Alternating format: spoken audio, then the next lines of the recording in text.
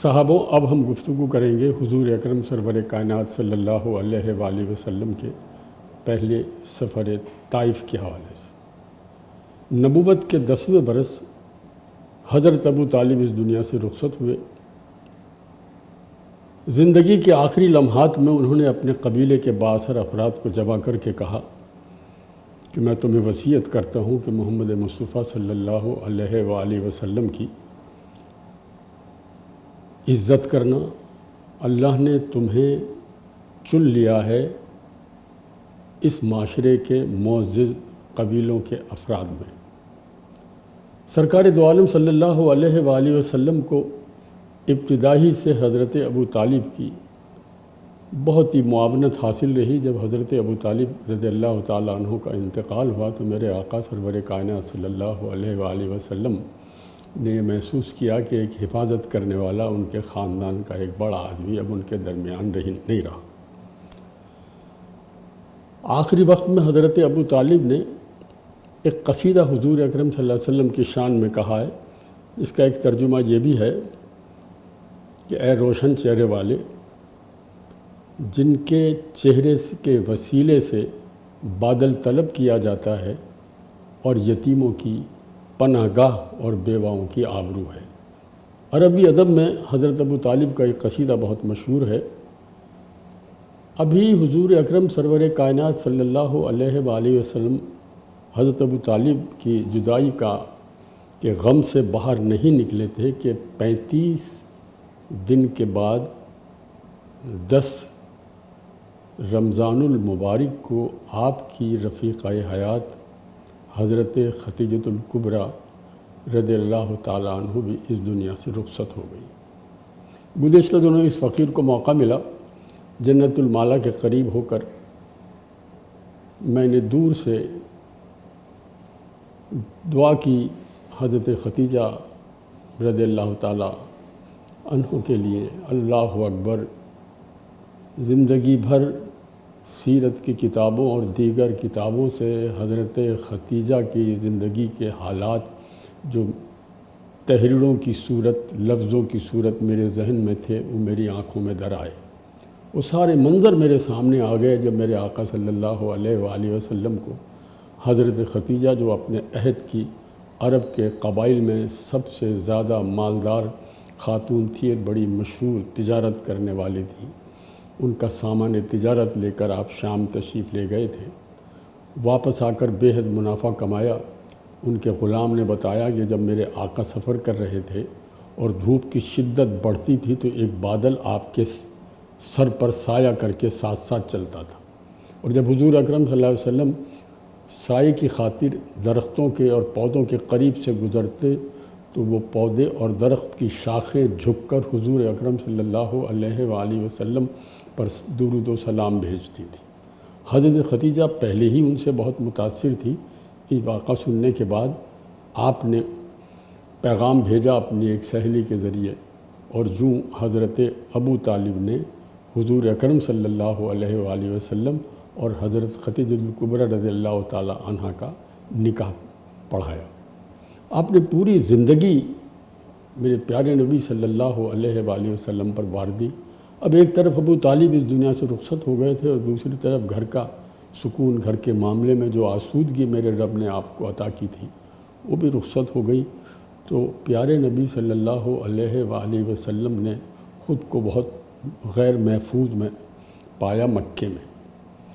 اب حوصلے بڑھ گئے مشرکین کے، جو حضرت ابو طالب جو ایک بڑے سردار تھے، ان کی وجہ سے جو تحفظ حاصل تھا حضور اکرم صلی اللہ علیہ وآلہ وسلم کو، وہ اب کمزور پڑ گیا۔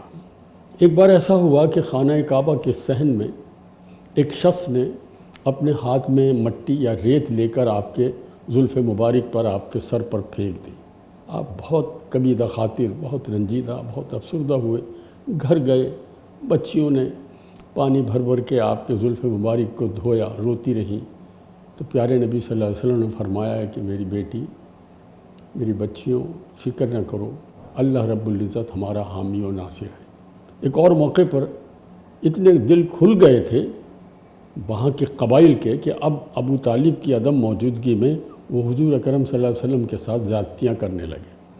ایک بار کچھ لوگوں نے مل کر آپ کو زد و کوب کرنے کی کوشش کی تو سیدنا ابو بکر صدیق رضی اللہ تعالیٰ عنہ ایک دم درمیان میں آئے اور انہوں نے اپنی پوری طاقت سے ان سب کو جدا کیا، علیحدہ کیا، ان کو مارا پیٹا اور کہا بے غیرتوں خبیثوں تمہیں اندازہ نہیں ہے کہ یہ اللہ کے آخری نبی ہیں اور یہ کتنے دنیا کے قیامت تک آنے والے دنوں تک یہ کتنے بڑے عظیم انسان ہیں۔ اس موقع پر حضرت علی کرم اللہ وجہ رضی اللہ تعالیٰ عنہ بھی موجود تھے، وہ آ رہے تھے، یہ واقعہ ہو چکا تھا۔ جب آپ نے یہ منظر دیکھا تو آپ نے جو سفید چادر اپنے سر پر اوڑھی ہوئی تھی اس میں منہ ڈھانپ کر اتنا روئے، بلک بلک کر اتنا روئے کہ آنسوؤں سے آپ کی داڑھی مبارک بھیگ گئی۔ قصہ مختصر یہ کہ حضور اکرم صلی اللہ علیہ وآلہ وسلم نے یہ فیصلہ کیا کہ چونکہ مکے میں رہنا فی الوقت بہت مشکل ہو گیا ہے تو طائف جانا چاہیے۔ طائف خطہ عرب کا بہت ہی خوبصورت شہر تھا موسم کے لحاظ سے، وہاں سردی پڑتی تھی، 4000 فیٹ کی بلندی پر وہ سطح سمندر سے اونچا تھا، وہاں کے لوگ خوشحال تھے، تعلیم یافتہ تھے، زمین زرخیز تھی، پھلوں کے باغات تھے، اور وہاں مکہ مکرمہ کے مقابلے میں لوگوں کی زندگی بہت آسان اور ان کے رزق میں بہت زیادہ فراوانی تھی۔ صحابوں طائف روانہ جب ہوئے تو ایک روایت تو یہ ہے کہ وہ تنہا تشریف لے گئے تھے، لیکن زیادہ مستند روایتیں جس پر سب کا اتفاق ہے وہ یہ ہے کہ آپ حضرت زید بن حارث کو ساتھ لے کر گئے تھے۔ طائف پہنچنے کے بعد آپ نے وہاں مختلف مقامات پر قیام فرمایا۔ ہم ان مقامات کی تصاویر، وہاں کی ویڈیوز، وہاں کی تاریخ اہمیت آپ کو بعد میں بتائیں گے۔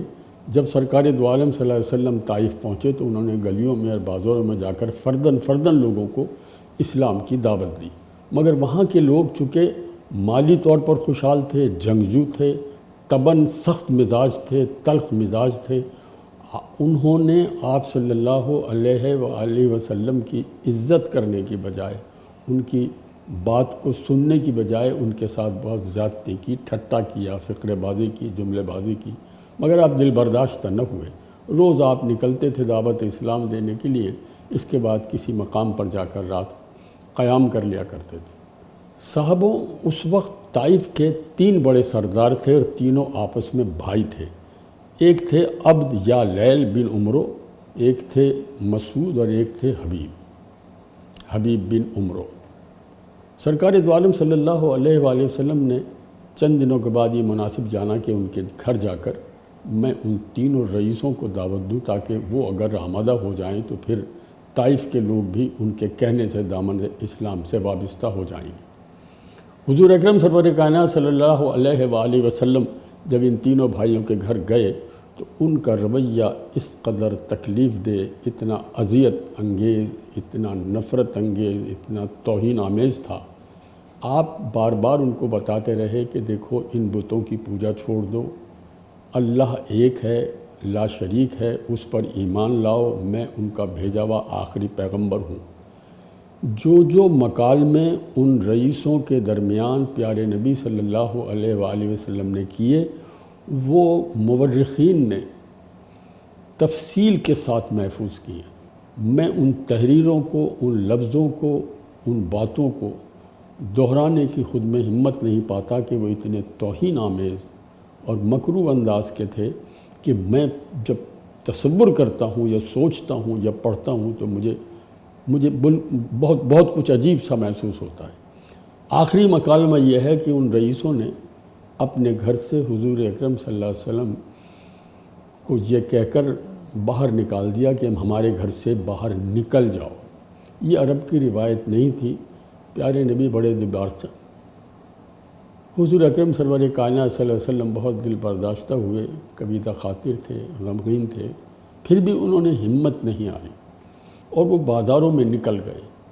ان تینوں رئیسوں نے جو طائف کے سردار تھے انہوں نے محلے کے شریر بچوں کو اکسایا اور قطار میں وہ بچے اور کچھ بڑے لوگ صف بنا کر دونوں طرف کھڑے ہو گئے اور میرے آقا جہاں جہاں سے گزرتے اور اسلام کی دعوت دیتے وہ ان پر سنگباری کرتے، پتھر پھینکتے، اتنی اذیت ان کو پہنچاتے کہ میرے آقا سرور کائنات صلی اللہ علیہ وآلہ وسلم بے طرح زخمی ہو گئے، بدن لہو لہان ہو گیا۔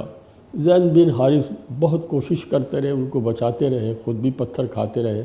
بالآخر وہ اس ہجوم سے نکال کر حضور اکرم صلی اللہ علیہ وآلہ وسلم کو ذرا سے فاصلے پر دور جا کر ایک جگہ لے گئے۔ وہ جگہ جو مناسب بیٹھنے کی تھی وہ ایک اونچائی پر تھی، چھوٹی سی پہاڑی کہہ لیجیے آپ۔ زید بن حارث میں اتنی ہمت نہیں تھی حضور اکرم صلی اللہ علیہ وسلم کو سہارا دے کر انہیں اوپر تک چڑھائیں۔ آپ نے محسوس کیا کہ کسی اجنبی ہاتھ نے ان کی پشت پر ہاتھ رکھ کر سہارا دیا ہے، جس کے سبب وہ اوپر چڑھ گئے۔ جب وہ اوپر چڑھے تو انہوں نے محسوس کیا کہ میرے سر پر ایک بادل سایہ کیے ہوئے، منہ اٹھا کر جب دیکھا تو وہ حضرت جبریل علیہ السلام کے پر تھے۔ حضرت جبریل علیہ السلام نے فرمایا کہ اے آقا و مولا، میرے رب نے رئیسوں سے آپ کی گفتگو سماعت کر لی ہے۔ اللہ نے حکم دیا ہے کہ میں جاؤں اور پہاڑوں کے فرشتے کو لے کر آپ کی خدمت میں پیش ہوں۔ پہاڑوں کے فرشتے نے آپ کی خدمت میں سلام عرض کیا اور کہا یا رسول اللہ، مجھے حکم فرمائیے تو میں ان دونوں پہاڑوں کو اپنے ہاتھوں میں لے کر اس آبادی کو پیس کر رکھ دوں۔ دوسری روایت یہ ہے کہ پہاڑوں کے فرشتے نے کہا کہ یا رسول اللہ، مجھے حکم دیجئے تو میں ان دونوں پہاڑوں کو اوندھا کر کے ان پر گرا دوں۔ اللہ اکبر! میرے آقا رحمت اللہ عالمین تھے، کیسا عفو درگزر سے کام لینے والے تھے، کیسا صبر و تحمل کرنے کی صلاحیت تھی۔ اللہ اکبر، اللہ اکبر! انہوں نے کہا کہ میرا یقین ہے کہ آنے والی نسلوں میں ان میں سے لوگ اسلام لے آئیں گے، اس لیے انہیں گزن نہ پہنچائیں، انہیں نقصان نہ پہنچائیں۔ اس دوران جب وہ چلے گئے تو حضرت زید بن حارث حضور اکرم صلی اللہ علیہ وسلم کے جسم اتھر کی صفائی کر رہے تھے، خون تھوڑا الگ کر رہے تھے۔ آپ کا اتنا خون بہا تھا کہ پیروں سے خون رس کر آپ کے نالین مبارک سے چپک گیا تھا، تو آپ اپنی نالین مبارک بھی اتارتے وقت تکلیف محسوس کر رہے تھے۔ جہاں انہوں نے درخت کے سہارے تشریف رکھتے تھے میرے آقا صلی اللہ علیہ وسلم، وہ باغ ربیعہ کا تھا جو مکہ کا بہت بڑا سردار تھا۔ اس وقت اس کے دونوں بیٹے عتبہ اور شیبہ اسی باغ میں بیٹھے دور سے یہ منظر دیکھ رہے تھے۔ وہ دونوں آپ سرور کائنات صلی اللہ علیہ وسلم کو پہچانتے تھے کہ دونوں مکے کے رہنے والے تھے۔ ان کا دل پسیج گیا اور انہوں نے اپنے غلام عداس کو بلا کر کہا کہ ایک تشتری میں انگوروں کا گوشہ لے کر، انگوروں کا گچھا لے کر جائیں اور وہ سامنے جو صاحب بیٹھے ہیں ان کی خدمت میں پیش کریں۔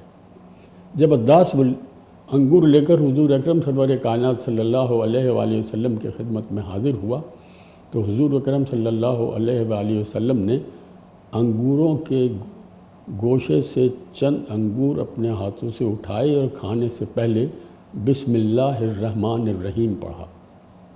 وہ غلام حیران رہ گیا، کہنے لگا جناب ہمارے علاقے میں تو کھانے سے پہلے یہ کلمات ادا نہیں کیے جاتے۔ میرے آقا نے پوچھا کون ہو تم؟ کہنے لگا میرا نام عداس ہے، میں نصرانی ہوں اور میں نینوا کا رہنے والا ہوں۔ تو پیارے نبی صلی اللہ علیہ وآلہ وسلم نے فرمایا کہ نینوا میں میرے بھائی ایک مرد صالح حضرت یونس تھے جو نبی تھے، اور میں بھی اللہ کا نبی ہوں۔ یہ بات سن کر عداس حیران ہو گیا اور بے اختیار کہنے لگا کہ آپ کیسے جانتے ہیں؟ کہنے لگا وہ بھی نبی تھے اور میں بھی نبی ہوں۔ یہ سن کر عداس پر کچھ ایسی کیفیت طاری ہوئی کہ اس نے دیوانہ باز حضور اکرم صلی اللہ علیہ وآلہ وسلم کے چہرے پہ بوسے دیے، ماتھے پر بوسے دیے، پیشانی مبارک کو چوما، آپ کے جسم اتھر کو چھوا، آپ کے پیروں میں اپنی آنکھوں سے سجدہ کیا، اور وہ بس ایسی کیفیت میں تھا کہ سرکار دو عالم صلی اللہ علیہ وسلم کا چہرہ انور اس کے دل میں اتر گیا۔ یہ منظر وہ دونوں رئیس زادے یعنی عتبہ اور شیبہ دیکھ رہے تھے۔ انہوں نے بآواز بلند عداس کا نام لے کر پکارا کہ عداس فوراً آؤ۔ وہ جب پہنچا تو اس نے پوچھا کہ تم پر یہ کیا پاگل پن سوار ہوا ہے، تم اس شخص کی اتنی کیوں خدمت کر رہے ہو؟ اس نے کہا ان سے جو میں نے بات سنی ہے وہ یہاں کوئی نہیں جانتا۔ صاحبوں، یہ بہت تکلیف دہ بات ہے، اذیت انگیز بات ہے کہ سرکار دو عالم صلی اللہ علیہ وآلہ وسلم نے کتنی اذیتوں سے، کتنی تکالیف سے یہ سارا وقت گزارا۔ آپ کے طائف کے قیام کے بارے میں مختلف آراء ہیں، کچھ لوگ کہتے ہیں، کچھ مورخین کی رائے ہے کہ آپ 10 دن ٹھہرے، کچھ کہتے ہیں 12 دن ٹھہرے، کچھ کا اندازہ ہے 18 دن قیام کیا، کچھ کا اندازہ ہے آپ وہاں 1 ماہ رہے۔ چونکہ حضور اکرم سرور کائنات صلی اللہ علیہ وآلہ وسلم کے اس سفر مبارک کا تذکرہ یوں مقصود تھا کہ اب ہم ان مقامات کی جانب آپ کو لے جاتے ہیں جو اس وقت بھی طائف میں موجود ہیں اور ہزاروں کی تعداد میں زائرین وہاں جاتے ہیں۔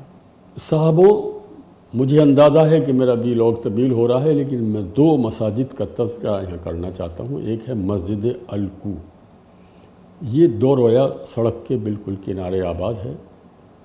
مسجد الکو کو مسجد نبی اور مسجد رسول بھی کہا جاتا ہے۔ الکو کے عربی معنی ہے کوہنی سے ٹیک لگانا۔